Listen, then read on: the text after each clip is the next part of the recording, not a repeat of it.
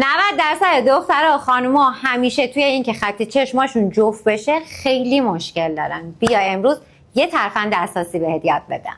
کافیه یه تیکه نختو برداری، نختو بزنی تو پودر فیکس. اگه پودر فیکس نداشتی بزنی تو آرت. حالا نختو دقیقاً از زیر بینیت اینجوری میبری تا گوشه چشمت، این طرف هم همینجور، اینجوری که رد خط و الگو رو برات بندازه.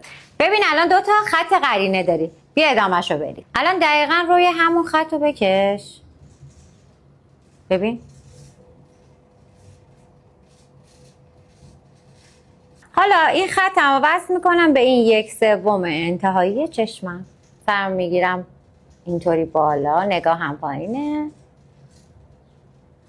داخلش رو پر میکنم. حالا این یکی چشمم هم همین کار رو میکنم. سرم میگیرم بالا، خطم وصل میکنم به 1/3 انتهایی چشمم، داخلش رو پر میکنم.